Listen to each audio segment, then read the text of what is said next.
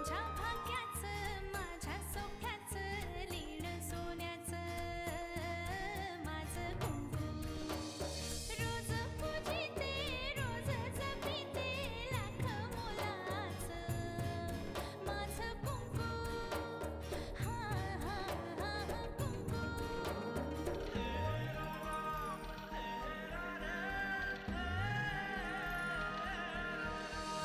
मन माझे घर झाले त्याचे मोर स्वप्नांचा दारिनाचे शब्द त्याचे अमृताचे स्पर्श त्याचे चांदण्याचे त्याच्या श्वासाचे त्याच्या डोळ्याचे गुज सांगते माझं कुंकू हा हा हा कुंकू हा हा हा कुंकू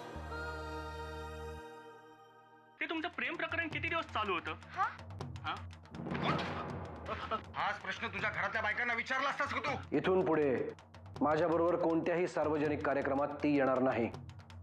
काय घडलं हे जर तू मला सांगितलंस, म्हणजे सविस्तर सांगितलंस, तर मी तुझी मदत करू शकेन. कुठल्या बकरा कापलाय त्या बकऱ्याचं नाव शोधून काढल्याशिवाय राहणार नाही मी. पण दादा त्यांच्या कमरेला काय आणि माझ्या कमरेला काय असं काय फरक पडतो? खूप फरक पडतो.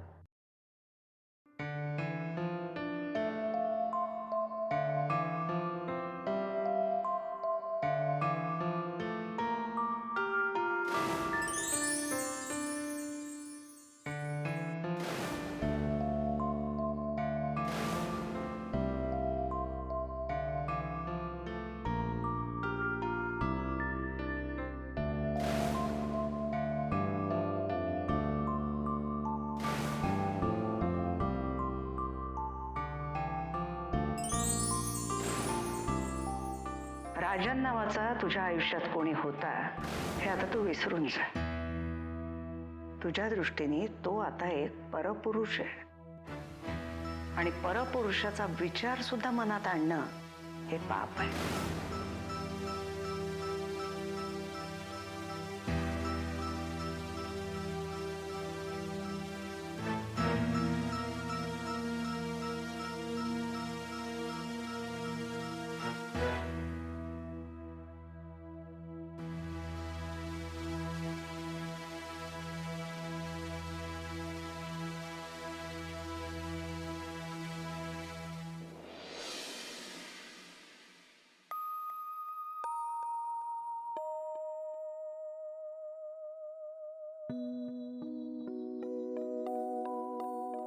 जानकी,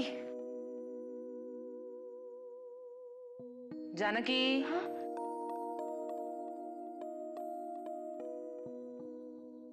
काय? जरा चहा देतेस? हा देते.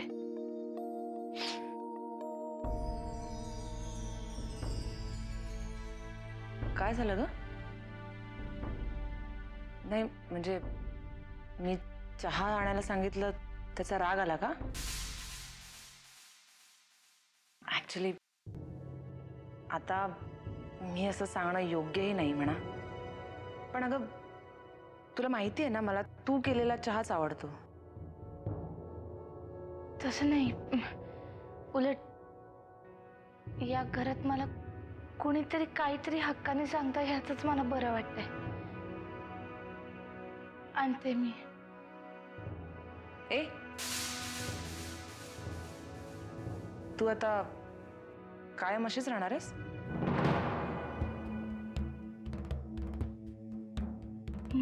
म्हणजे हेच साडी वगैरे?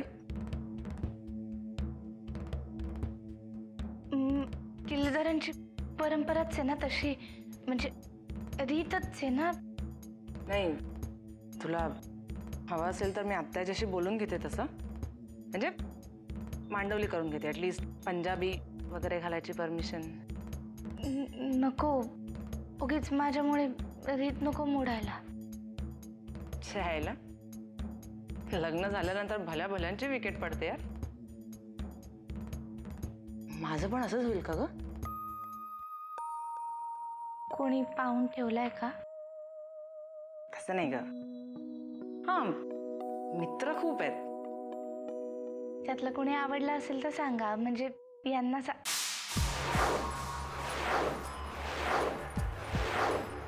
माझं काय चुकलं का? यांना म्हणजे तुमच्या बाबांना? नाही अगं, तुझं काहीच चुकलं नाहीये. जशी मी त्यांची मुलगी आहे तशी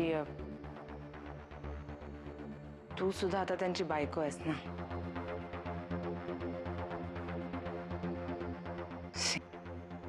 काय विचित्र सिच्युएशन आहे.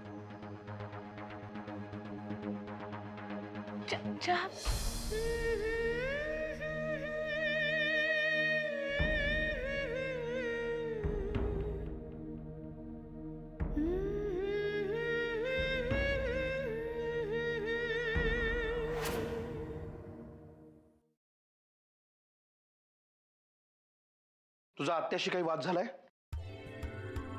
अरे वा, तुमच्यापर्यंत रिपोर्ट पोहोचलेला दिसतोय. मग आता काय आत्याबाई सांगतायत तसंच करायचं का मी? Please Ahilya, please. आत्या मला काहीही बोललेली नाहीये. मी तुला विचारतो आहे. मी कितीही आदळआपट केली आणि कितीही घसात आणून बोलले तरी या घरात माझ्यावर कोणीही विश्वास ठेवणार नाही. पण तरीही मी ओरडून ओरडून सांगणार की त्या मोलकर्णीचं लग्न ही जितकी दिसते तितकी सहज घडलेली घटना नव्हती. हे सगळं ठरवलेलं होतं. बरोबर आहे तुझं. मी तुझ्या मताशी सहमत आहे. All it was planned.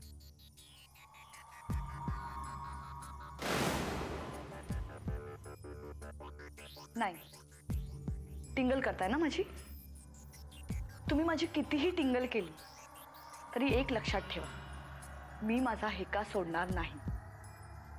त्या मोलकर्णीचं आणि भाऊजींचं लग्न हे एक मोठं कारस्थान होतं. हे बघ, तुझा आत्याबाईशी काही वाद झाला का एवढंच विचारलंय मी तुला. हे बाकीचं सगळं विचारलंय का मी? आत्याबाईंनी मला माझ्या कमरेच्या चाव्या त्या मोलकर्णीला द्यायला सांगितले. कालपर्यंत परकर पोलक्यात फिरणारी ती मोलकर्णी आता चाव्या घेऊन मला ऑर्डर सोडणार आहे का? नाही, माझे प्राण गेले तरी बेहत्तर, पण मी तिला चाव्या मिळू देणार नाही. कारण हे लग्नच मला मान्य नाहीये. लग्नाचं म्हणशील तर हे लग्न खऱ्या अर्थाने मलाही मान्य नाहीये. तुम्ही परत मस्करी करताय? अगं नाही ग. मला जरा तरी सिरियसली घ्या ना. हे बघा, हा खरंच आत्याबाईंचा खूप मोठा डाव आहे. जरा विचार करा, घरातली एक 1.5 दमडीची मोलकरीण किल्लेदारांच्या घरातली मोठी सून होतेच कशी? पण मग मी काय म्हणालो? मला मान्यच आहे. हे बघ, मला तुझा कुठलाही मुद्दा खोडून काढायचा नाहीये. मला तुमचे टोमणे कळतात. फरक फक्त इतकाच आहे की दरवेळी मिश्किलपणाचा भाव असतो आणि आज साळसूतपणाचा भाव आहे. दरवेळी आपल्या बायकोचं बोलणं 4 चौकात खोडून काढायचं. तुम्ही मला सपोर्ट करा अथवा करू नका, पण मी मात्र सगळ्यांना पुरून उरेन.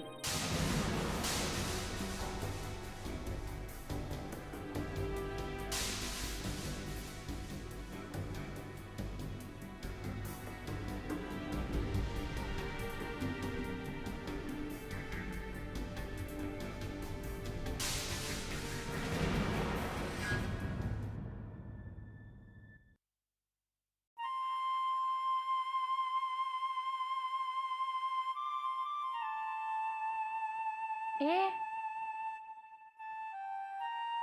काय झालं रे? असा एरंडेल प्यालासारखा चेहरा काय करून बसलाय? ताई, मला तुझी माफी मागायची आहे. ती कशाला? सकाळी मीच तुला त्या माणसाशी बोलायला सांगितलं आणि त्यामुळेच तुला एवढी बोलणी खावी लागली.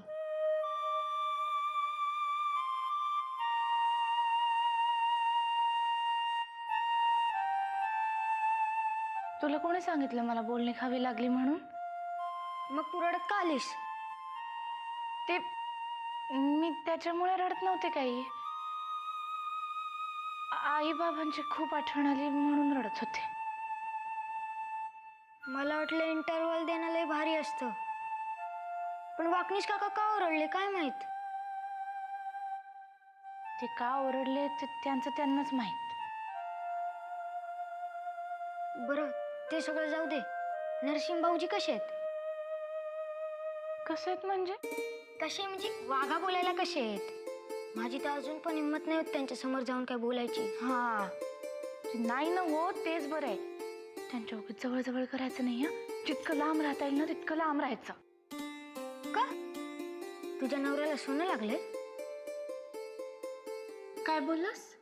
मी म्हणाले तुझ्या नवऱ्याला सोनं लागलंय का?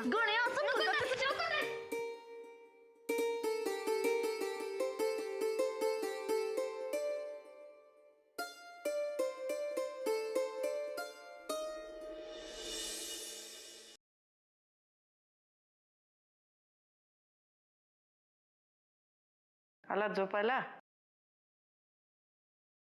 किती दिवस माझ्या खोलीत झोपणार आहे? हा जा, आज तुझ्या खोलीत जाऊन झोप.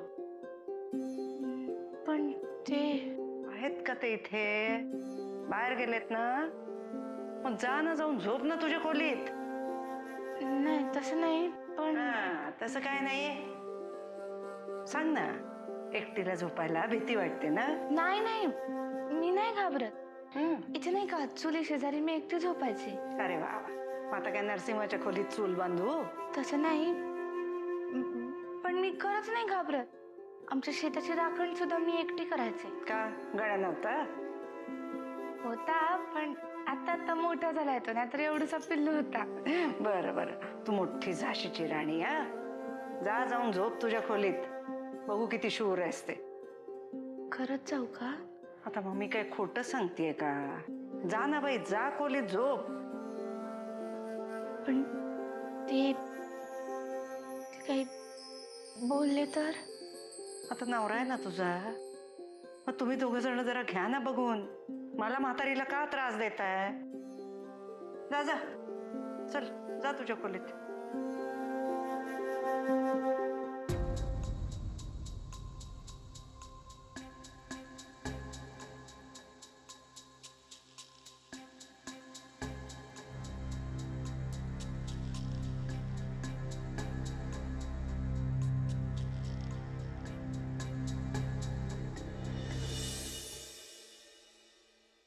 अरे ये रे बाबा.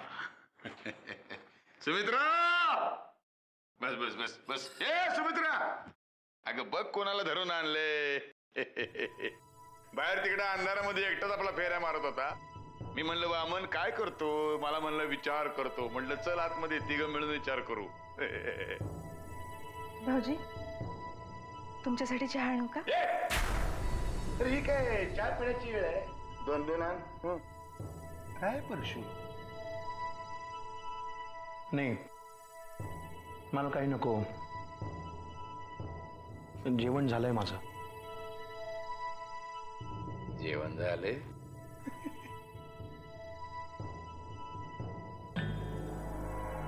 मी काय म्हणतो वामन, घरामधल्या प्रत्येकाच्या डोक्यामध्ये काही ना काहीतरी चालू आहे. अस्वस्थ फेऱ्या मारतोय, असं का बाबा? आणि एवढा मोठा लग्न सोहळा पार पडला तरी प्रत्येकाच्या आपल्या चेहऱ्यावर सुतक का? चल मी निघतो. का आमच्या खोलीमध्ये काही विंचू चावतोय? दादानी बोलवलं असतं तर रात्रभर पाय चेपत बसला असता की नाही? भाऊजी तुम्ही एवढा कसला विचार करताय? अगं येडे, अगं फक्त वामनच नाही, या घरातला प्रत्येक माणूस विचार करतोय जानकीचं नरसिंहरावांशी लग्न कसं काय झालं.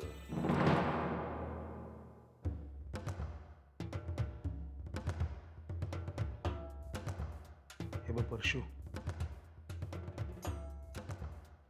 मला असे कुठलेही प्रश्न पडलेले नाही आहेत.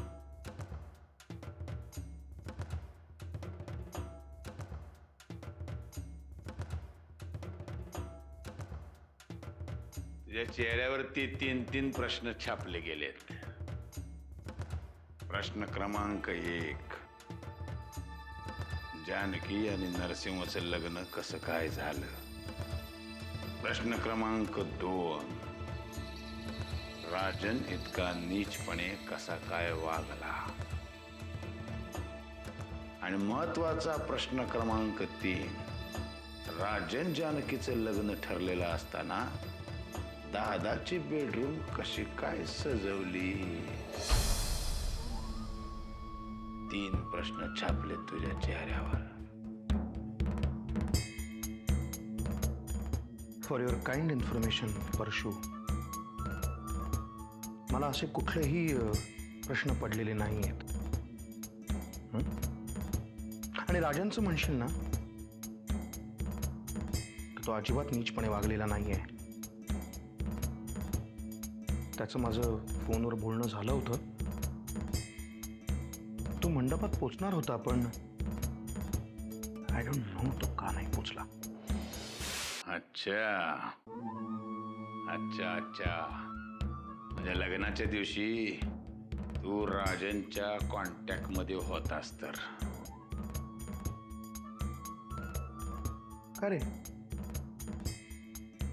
तुला काही प्रॉब्लेम आहे? मला नाही बाबा, प्रॉब्लेम तुझ्या बायकोला आहे. या विषयावरनं 1 तासभर डोकं खाल्लंय तिने माझं. तुझं पण खाल्लं असणार म्हणा. आणि आयुष्यात पहिल्यांदाच बहिणींच्या बोलण्यामध्ये तथ्य जाणवलं मला. परशू, ह्या सगळ्याशी माझा काय संबंध? तुझा नाही, पण या घराचा तर आहे. मग या घरापासून माझ्यापर्यंत जेव्हा हे पोचेल तेव्हा विचार करील. विचार तर प्रत्येक जण करतो रे या घरातला. दादाचं जानकीशी लग्न कसं काय झालं? कुठंतरी काहीतरी पाणी मुरतंय. नरसिंह आत्याबाई फॅक्टरी यांनी काहीतरी गौडबंगाल केलेला आहे. आणि वाकण्याच्याच भाषेत बोलायचं झालं तर कुणा ना कुणाचं तरी बकरं मारलं गेलंय. काय वाटतं तुला? मी काय बोलणार, पण लग्न मंडपात जे काही झालं ते खूपच धक्कादायक होतं. बघितलंस, प्रत्येकाला धक्का बसलाय वामन. तू काय बोलतोस ते मला खरंच कळत नाहीये. Good night.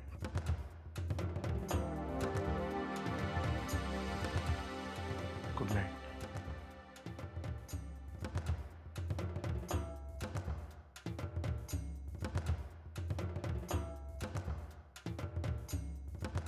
Good night Vamanrao.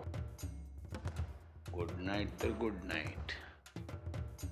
शेवटी तू पण साल्या त्या नरसिंहाच्या ताटाखालचं मांजरच आहेस रे. साले तुम्ही सगळेच एका माळेचे मणी. ठीक आहे, एक गोष्ट लक्षात ठेवा, या प्रकरणामध्ये आता या परशुरामनी लक्ष घातलंय. एक एक को चुन चुन के मारूंगा.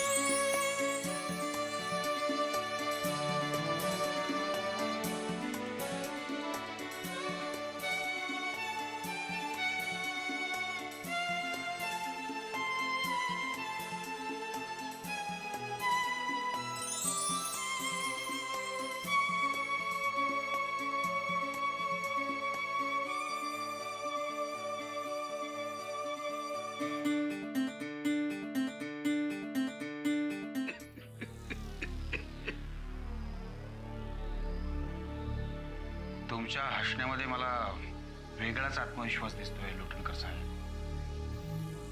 वागलेस साहेब, आत्मविश्वास तर वाढणारच ना. शेवटी खूप नव्या नव्या गोष्टी कळल्या मला जानकी आणि राजन यांच्या प्रकरणातल्या.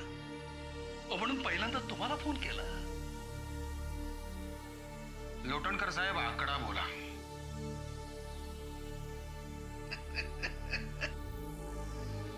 अशा गोष्टी पटकन समजतात तुम्हाला वागलेस साहेब. आतापर्यंतचं आयुष्य अशा प्रकारचे मॅटर सेटल करण्यातच घालवलेले. सांगा तरी असं कुठलं मोठं घबाड तुमच्या हातात लागलंय? जानकी आणि राजन त्यांच्या लग्न प्रकरणातली प्रत्येक गोष्ट मला कळली. म्हणजे राजननेच मला सांगितले. महाराष्ट्राच्या भावी मुख्यमंत्र्याचं हे नवीन रूप महाराष्ट्राला इथं नवीनच असेल नाही. म्हणून कळल्या कळल्या मी तुम्हाला फोन केला. आकडा बोला. वागणेस साहेब, परिस्थितीचं गांभीर्य लक्षात घेता तुम्हीच काय तो आकडा ठरवा आणि मला कळवा. मी तुमच्या फोनची वाट पाहिन. नाही म्हणजे तुम्ही आता आमच्यासाठी अति महत्वाच्या व्यक्ती झाला. म्हणजे आम्हाला तुमची विशेष काळजी घ्यावी लागेल. आमची पण काळजी घ्या. 1-2 दिवसात तुमचा आकडा तुमच्याकडे पोहोचेल. धन्यवाद साहेब.